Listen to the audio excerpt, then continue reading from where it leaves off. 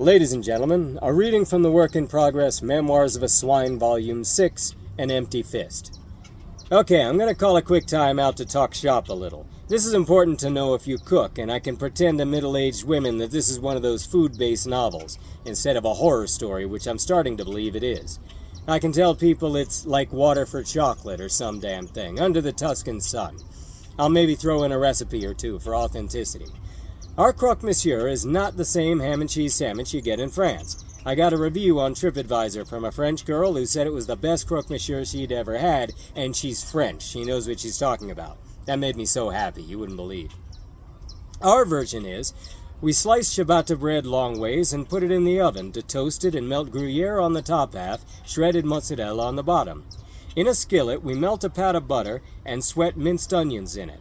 Then we add minced garlic. When they're both translucent, we pour in the cream, cook it a little, and add a splash of dry sherry.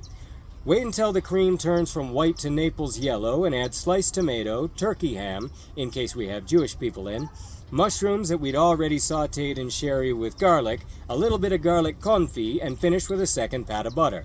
Montero beurre, they call it. You want to make a cream sauce? Start and end with butter. You can't go wrong.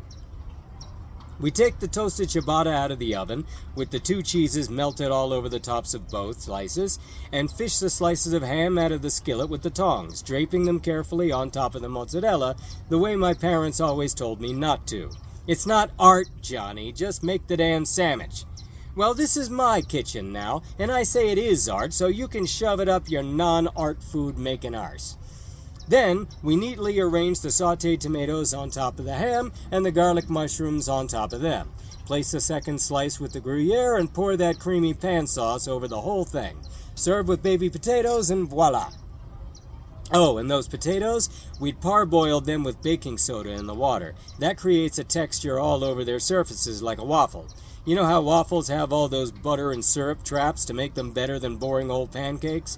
If potatoes have this little waffle texture all over them, and you're sautéing them in butter with a sprig of rosemary and some flaky salt, and you're going to drizzle the oil from your jar of confit garlic and sprinkle herbe de Provence all over them at the end, they're going to have so much more flavor.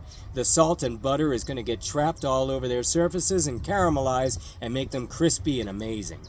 It reminds me of that scorched rice in the bottom of the cooker that some people call socarat and others call tadig and fight over it at the table. It's that crispy crust in paella, that flavorful brown starch flavor. We got it down pat. So, we'd put an ounce of kosher salt in the water and 2 tablespoons of baking soda to parboil 5 pounds of baby potatoes at the beginning of the day. When an order came in, we'd grab 7 to 10 of them, depending on their size, slice them in half and sauté them, tilting the skillet and spooning that butter over them until they were crispy on the outside, soft and creamy on the inside, the kind of potatoes you enjoy even more than the meat. Of course, there's always going to be some schmuck who asks for ketchup, some little brat wrinkling his nose and asking for real French fries instead, but you get over it.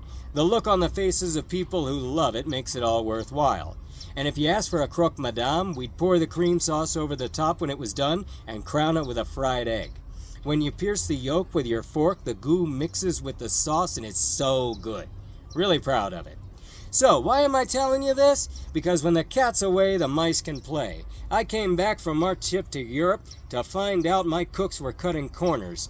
They'd put the ham, tomatoes, and mushrooms into a cold pan, squirt cream on it, start the heat, and look at their phones until a timer went ding. Jesus Christ almighty. And the bad TripAdvisor reviews had come rolling in.